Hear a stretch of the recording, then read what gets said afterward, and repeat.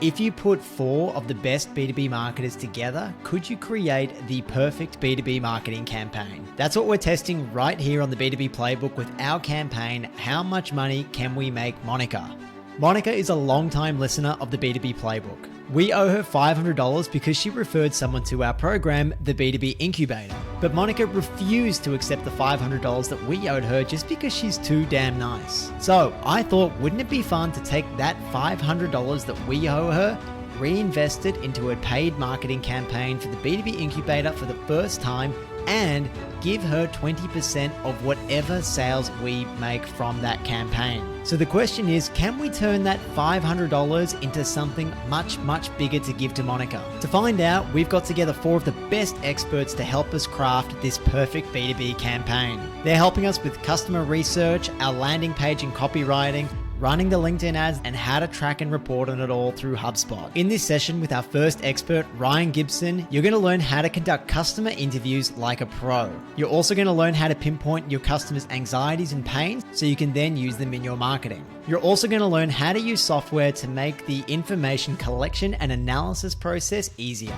Before we dive into this interview, I just want to thank our sponsors Dovetail for sponsoring this first part of the experiment. Ryan already used Dovetail to collect and analyze insights from customers, and he refers to it as the Cadillac of customer insights platforms. So we thought, hey, we may as well reach out to them to sponsor this part of the experiment. Okay, so why are we starting with customer research? Any great campaign speaks to its customers' pain points and anxieties and deeply understands how its product solves these. The best way to collect these is through customer research. Now, Monica is not only a fan of the B2B Playbook, but she's also a past customer of the B2B Incubator, so she's the perfect person for us to speak to and get these insights from. Our customer research expert is Ryan Gibson. Now, Ryan is the founder of ContentLift.io. He's absolutely the best at doing this, so we had to get him on board for this part of the experiment. Okay, you're about to see how Ryan formulates the perfect questions to ask Monica. You're then going to learn how to use software to make running the interview and its analysis as easy as possible. And finally, you're going to see Ryan analyze the interview and show me all the juicy insights from it that we can use for the rest of our campaign. We'll also link in a separate video the full interview between Monica and Ryan so you can see how Ryan the Pro does it. Monica asks Ryan some great questions at the end about conducting customer interviews, so make sure you tune into it. Okay, let's get into it. Okay, because Ryan is the ultimate professional at this, he sent me a pre-interview doc, really just detailing the research objective. So whenever you go into a customer interview, you can't just want to talk about anything. There's got to be a particular objective to keep the interview focused so you can get the insights that you want in the limited amount of time that you have available. So in this circumstance, I explained to Ryan what we needed. So here the objective is speak to B2B marketing managers who are our ICP, and Monica is one of those, to understand their reasons for joining the B2B Incubator and their experience thus far to inform messaging and copy for future marketing campaigns. Okay, so that's clearly our research objective. Ryan then sent through the specific topics or themes to understand. So those themes were around Monica's roles and responsibilities, the pains and anxieties within those roles and responsibilities, and then start to try and understand how she discovered the incubator, why she chose it over other solutions, what her experience was like going through it. Were there any quick wins that she implemented from the learnings? And so that's what we wanted to understand, because that's going to help inform a really good campaign for us. Onto the questions list. And these are the list of questions that Ryan was going to put to her. And he just checked with me that I was okay with these. So again, these questions really match the themes that we're exploring. So things around roles and responsibilities. So he asked her to walk me through your role. You know, what is your top priority? How did they get set? He talks about her pains and anxieties and tries to elicit that out of her. They talk about the triggers. So what was the trigger for actually coming to the B2B Incubator? So he's trying to understand her role in the business before seeking external help. How did this problem impact business objectives? Why was there actually a need right now to do this? He helped us identify how Monica went and did her research. So how she tried to go about fixing this problem in other ways. We know that she came across the B2B playbook. So I want to understand, how did she discover the B2B playbook? What made her start following our content? And then at the point where she was ready to reach out to us for help, When did she do this? And who else did she reach out to? So we know who our competitors are. Finally, he tries to understand how Monica evaluated our solution against others. What was it specifically about the B2B incubator that made her trust us? And then finally, to gather her experience so we can understand what her experience was actually like taking part of the B2B incubator. Did it align with her expectations? Has she implemented anything? Was it great? What could have gone better? All this information is super helpful for us to then inform our marketing campaign. So with that all approved, Ryan then went ahead and actually conducted the interview with Monica, expertly working his way through these questions. And you're going to be able to see the full version of this interview. Monica actually asked some really, really good questions about the interviewing process throughout. It's a little bit long, so I'm going to throw this in another video where you can go and explore it for yourself. Next, we're going to see how Ryan actually uses the platform Dovetail to record and transcribe and analyze this whole customer interview process so we can get to understand these key topics and themes and work them into our messaging for our campaign. I'm going to walk you through some software I use all the time in my work as a researcher. It's called Dovetail, and it is designed for qualitative researchers to help organize and highlight and make sense of all the great answers that you're getting from people in research interviews or other types of qualitative research. What's great about Dovetail is that it has AI transcription. You just hit transcribe and it'll do all that work for you. And it's pretty instant. When you get that transcribed, here is the one interview we did with B2B Playbook and Monica. I have a few fields filled out, research objective, her LinkedIn, when I spoke with her, in case anyone else is going to be looking at this. And then here is the transcript. And what's great is it's all tied to timestamps. You can see it highlighted as you move through the audio or video, and you can replay and re-listen as much as you want.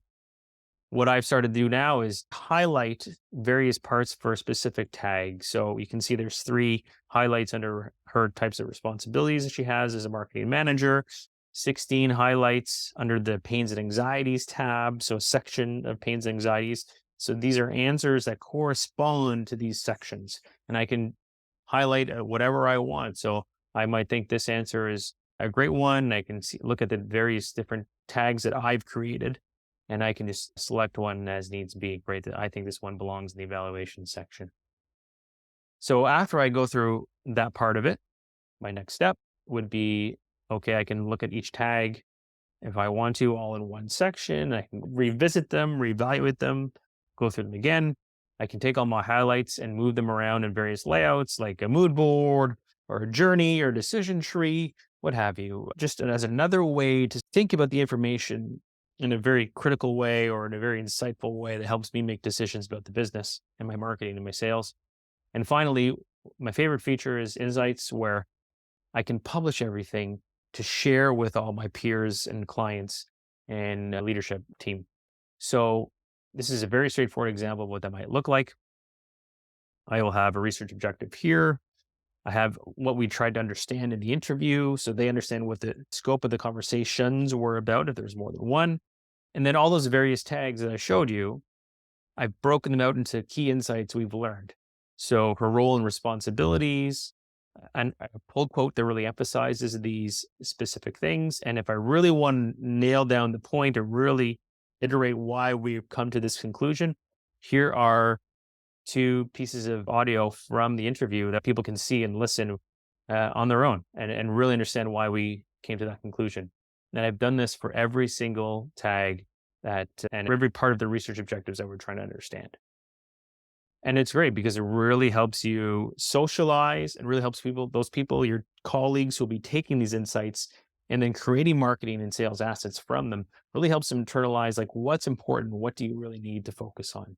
And that's Dovetail, very straightforward way to use it and how I use it in my work as a qualitative researcher. Okay, that's how you can use Dovetail to really help you with your interviews. Now let's dive into the juicy insights that Ryan has put together from the interview with Monica. Ryan, thank you so much for sending this document together. I see you've compiled all the insights from the interview with Monica. I've only had a really super quick look at it. Tell me more about it. Well, first, thank you for letting me do it. I should say that. And because I love this stuff and it's like my what I like to think is my superpower. We'll see. Well, I can get everyone else set up for success. So this is how I typically approach a research project for a buyer journey investigation. What you're looking at is what someone might see in Dovetail on their end without all the bells and whistles of the software itself. I'm just showing you exactly what a colleague or a client might see. And how I try to frame this for people, because for the most part, like yourself, they're looking at these things for the first time.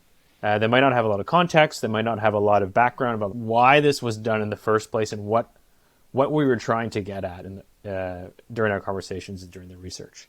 So the first thing I have is the research objective that you brought to me, which is we want to understand from marketing managers, but we have a sample size of 1 with Monica.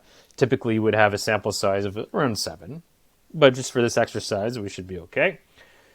Why did she want to join the B2B playbook and the incubator? Her experience, and then taking all that to inform, okay, this is how we're going to talk about the incubator and about what you do and why and how we can sort of influence people's decision making towards you and build trust and credibility. Sounds good. And then we break that down into, these are the subtopics of that research objective, because I'm a big fan of breaking things into sort of chapters of a book, if you will, George. And we look at, okay, what are her roles and responsibilities? So what are the things that she actually does? Because you want to find the patterns of what these marketing managers are on the hook for. Like, what do they actually do at the end of the day, and how do they, what are their priorities? Where do they lay, and where do they prioritize their time? Pains and anxieties I describe as either blockers to those priorities they have, or fears that around them not getting them done or completed to the standard that they might want to get them completed, or if they can't meet KPIs or OKRs or whatever metric you're using for gauging success. And then I also want to understand what triggered the search. Sometimes that can be very specific. Sometimes that can be a culmination of these pains and anxieties. But we sort of want to try and maybe isolate that a little bit. How they discovered you, why they chose your service over anything else they can do, right? And usually when you have a larger sample size, you'll have a better sense of this, because people will solve problems in different ways, right? They might DIY trying to figure it out. They might have hired someone for one-on-one coaching. They might have hired a person in-house to try and do this and didn't work out. Well, why? Right? So, those are the things we'll try to understand. Then her experience and any quick wins that she was able to implement. You sent that list through to me before we conducted the interview, and I found it so helpful because I felt like we were really aligned then between researcher and as the person who needed that research done, like exactly what we were going to find out. So I found that super, super useful. So you've pulled out some highlights here for us. I have. So how I then typically do this in my work is it all sort of falls in order, right? So the first one is roles and responsibilities, which is the first topic we understand out of our research objective, right? Because it's all sort of flows in that in a way that I want to show that evolution of what we're learning. So what we first learned was Monica is the marketing manager at Head Start. That's nothing novel. You know that already. What we learned was she has a marketing team of 5. She's 2 junior roles, and I have a nice, wonderful spelling mistake because I'm a researcher, not a great marketer. She reports into the head of marketing. So that was interesting for me to understand that, because sometimes you are the person who's driving strategy, which is where her role was. She was actually not leading marketing in an overall capacity, which I found really fascinating. She was actually part of the marketing team, but one of the only ones that was really focusing on the strategic objectives of the organization. No direct reports, right? So she felt like she was almost she collaborated with the team, but she had no one that she could actually assign work to, and she was constantly trying to communicate and try and explain to her team writ large the benefits of what you were bringing, like that strategic approach in B2B marketing, like why you do the things you do and the choices you make. She was having to educate her own team about that, which I thought was pretty fascinating. Her core focus was driving pipeline revenue, strategically and tactically. So she's a lot of times at teams, you have a mix of someone who is driving strategy and assigning the tactics out. She was juggling both, right? Which sometimes happens more commonly in a team of one. But again, she had other people she was working with, but not focused on sharing her responsibilities. Now, what I often do in my work, I'll often pull out I'll take a pull quote, right? Or some part of the research, because I get everything transcribed through Dovetail. And this helps really nail down what they do and the core of their responsibilities or whatever that topic that they're talking about. So for Monica, one day I could be writing email copy. The next day I could be looking into our CRM, trying to do some kind of pipeline analysis interspersed with social media posts, covering the spectrum of strategy execution. So I'm using her words. We call this voice of the customer work traditionally in research, where we're pulling out what they're saying verbatim to emphasize, why we're making this point in the research. And if you really wanted to go further, I have these two quotes where I can just click on it. Be a jack of all trades. And I don't know if you can hear one this, day I'm but writing she's going email through copy. The next day I could be looking into our CRM and trying to do some kind of pipeline analysis. One of the questions I asked her, this would be the answer. This gives you a really sense of what she does, who she is, what she does, and what she's on the hook for. Sorry, you wanted to say something.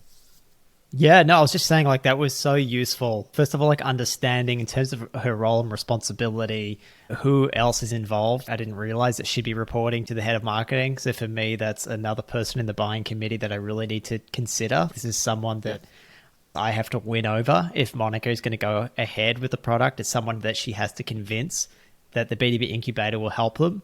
And then in terms of her being a jack of all trades, that's something that I suspected.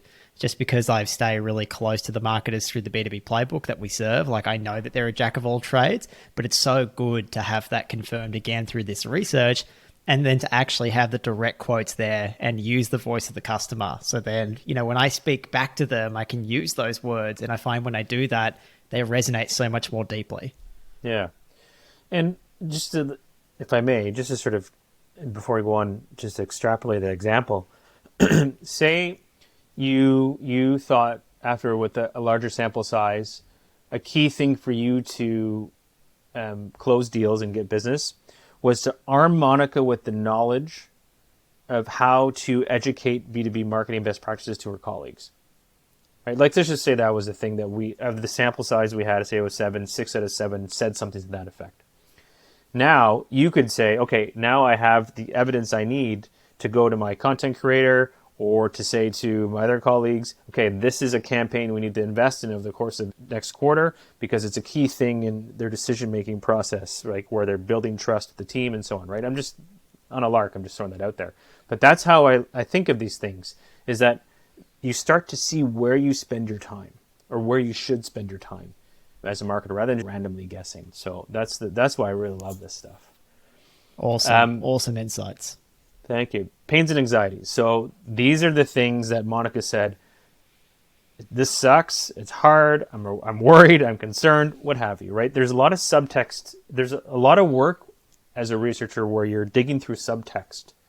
And that's the beauty of doing this across multiple people is you start to see they might use different words, but the concern they're expressing is the same. So that's where you start to see it really take shape around what you need to focus on. With Monica, she said a lack of foundational go-to-market strategies really prevents the team from making informed choices of its resources. I just said that, right? That's such a common one in marketing where you can do everything, but why should you do this? Lack of time to build a go-to-market strategy due to the time commitment. It gets deprioritized. So what was interesting was when you really look at what she was talking about, she wanted almost like a go-to-market strategy in a box. She wanted something that was like a turnkey. I can plug it in and I can start to look and gauge success and measure success and then tweak from that initial sort of turnkey strategy because she didn't have time because she was doing, as we saw, that balance of strategy and execution. Her team didn't get why she was doing a lot of this. So that was a big pain for her. There was no one experience that focused on strategic development of the business. There's no framework that she had. So she had no benchmark. She had nothing to sort of compare it and contrast against. And one of the big ones, and this is in a lot of disciplines, there's too much context switching between tasks.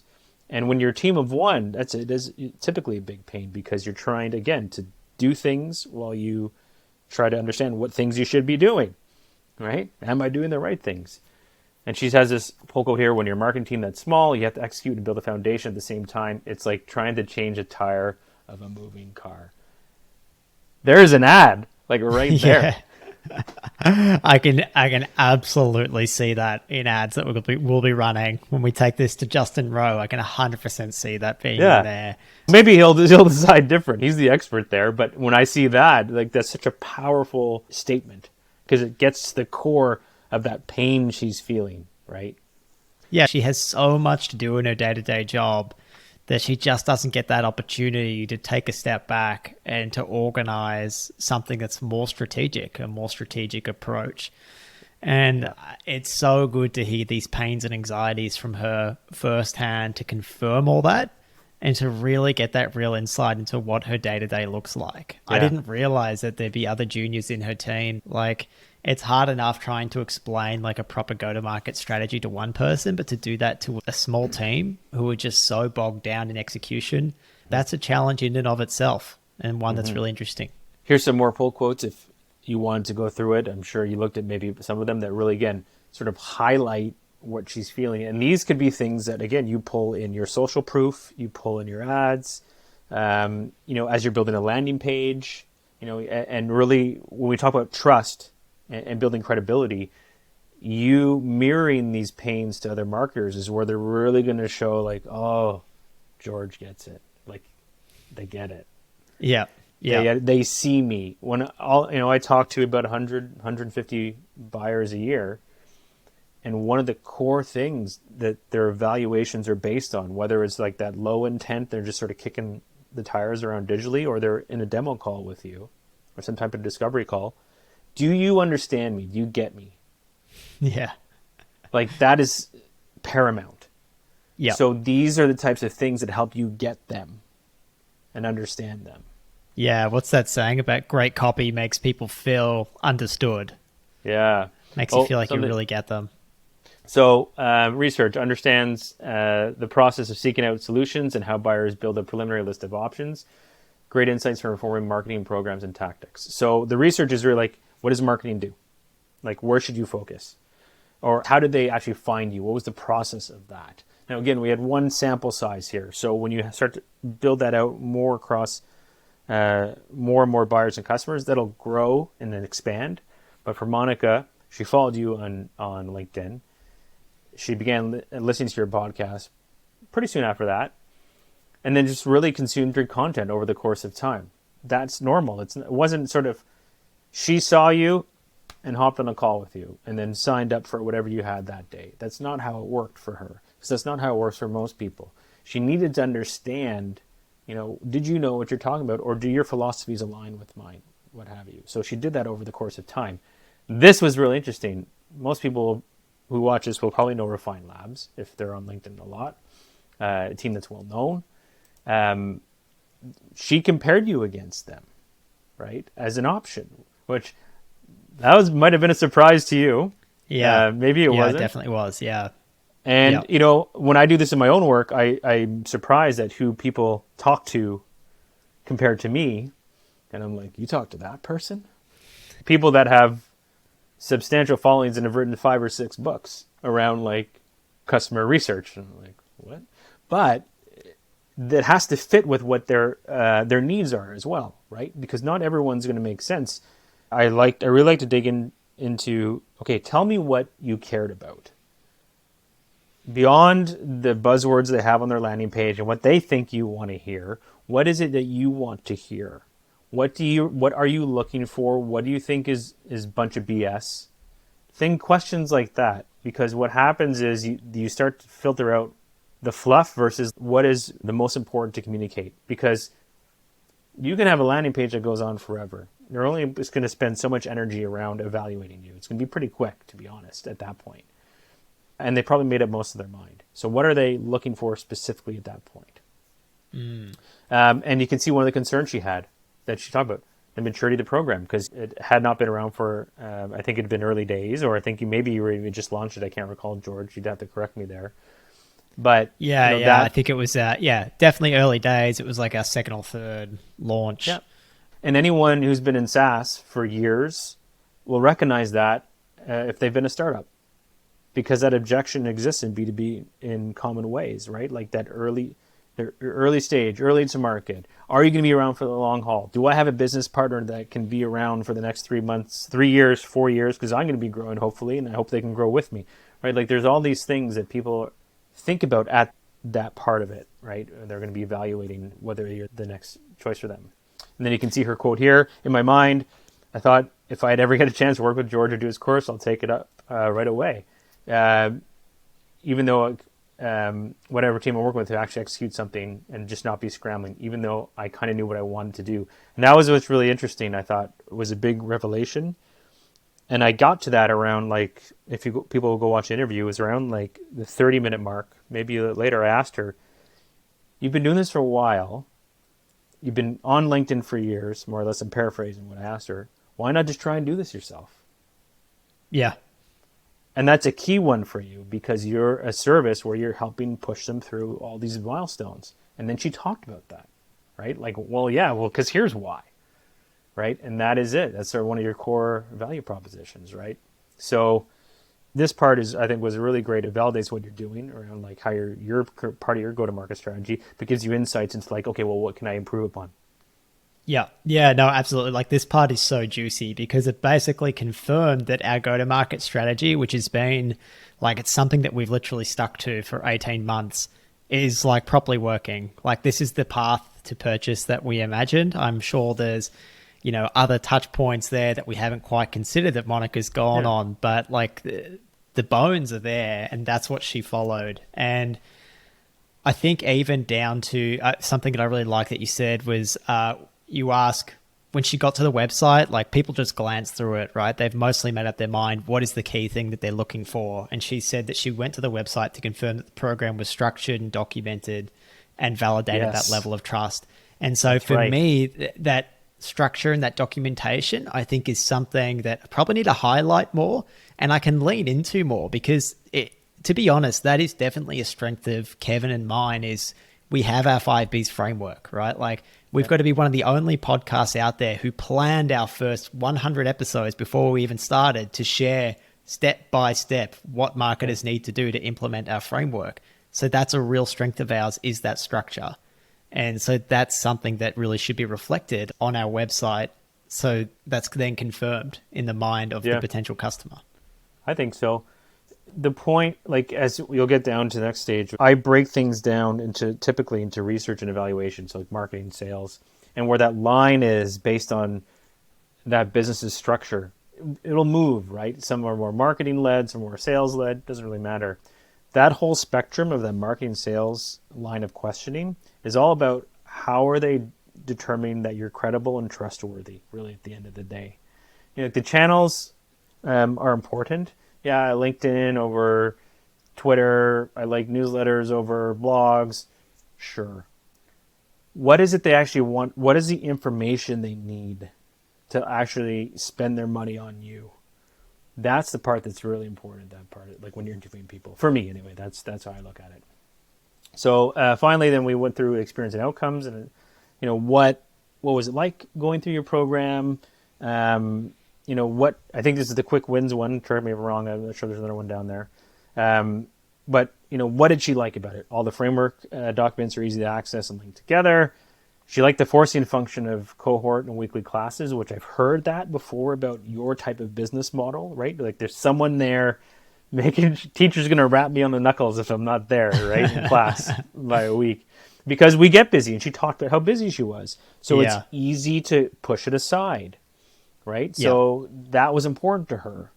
Now she has that turnkey framework that she needed to share with that junior team why we're doing those things, all there. So she doesn't have to keep explaining it over and over again, and then sort of re-communicating it, like filtering what you say, then going to the team and having the meeting and explaining why they're doing this step now, and then going back and listening to your next podcast, and then going back and refilter, right? Like that just it pulls that out. That's the progress. That's the job to be done that she wanted to make, right? Like having that structure in place to go ahead. And then now she has more clarity because of what her work with you around her messaging and target customer segment. If I recall, that's what I wrote there. And then she have her quote here. instead of just being here in my head, which she talked about and in scattered documents that she sort of knows, but didn't have any sort of framework for it. Now it's all in one place. I just put it in the machine. The rest of the business is sort of on board. And now she's eased that anxiety of just being all over the place, trying to figure out what to do next. This is unreal. I got to say, Ryan, like, it's just brought so much color to a lot of things that I suspected. And look, I am probably closer to my customers and to our listeners than most businesses. Like, I speak to at least a couple of them over Zoom a week. So I know them pretty well.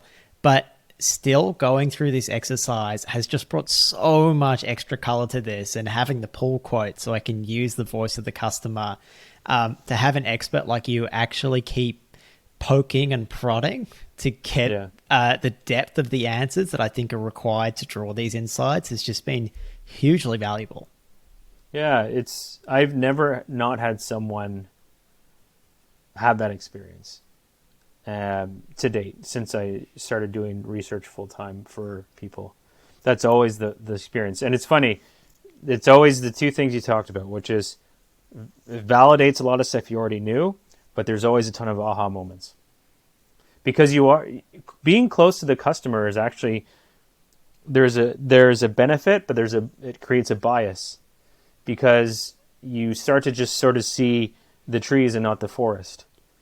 And it's hard for you to step back and have that holistic view because your energy is focused on many other things than understanding that broader view of what brought Monica there. You're focused more on sort of like building pipeline, making sure the experience is good, like all those things as a business owner, sometimes even as a marketer, like the day-to-day tactical stuff rather than being able to step back. So a process like this really helps sort of weed that out. Yeah, it's so good. And I think maybe in the same way that when people go through the B2B incubator, they feel that relief that things are documented. I feel relieved now that this document is here. And I know it's a sample size of one. I know we're going to get a bigger sample size, but it's so good now to just have this document here and something that I can keep referring back to. And look, we've sent this on to Jess Cook now. He's going to do our landing page and copywriting. And how easy was that? Like, I just sent it off to her and she's gone through and she's making a whole lot of edits to our landing page based on this customer interview. Yeah, we messaged each other and I said I was pretty excited to see what she comes up with. Yeah. Yeah. Oh, passing the buck to the next one. Well, no, setting up for success. Setting up for success. That's right. Yeah. Ryan, this has been hugely valuable. Thank you so much for sharing your expertise, for taking the time to interview Monica, for teaching myself and everyone else watching and listening. And look, we've already pointed out that a number of times that if people need to get this work done for themselves, they've got to go to you, contentlift.io. Ryan is the master. Definitely go and check it out. Yeah, thanks, George. This was a lot of fun. This is the most fun I've had in a few years now doing marketing. So I'm really excited to see how it all turns out. Awesome. Thank you, Ryan. Appreciate your time. All right, a huge thanks to Ryan for getting those insights. Make sure you check out that full interview with Monica and Ryan so you can see how the master does it. That'll be linked here in the video or below in the comments. Next, we're taking these insights and handing them off to Jess Cook, our landing page and copywriting expert, to help us with the next part of this campaign. We're releasing these videos as we create them, so make sure that you like and subscribe to follow the journey. Catch you for the next one.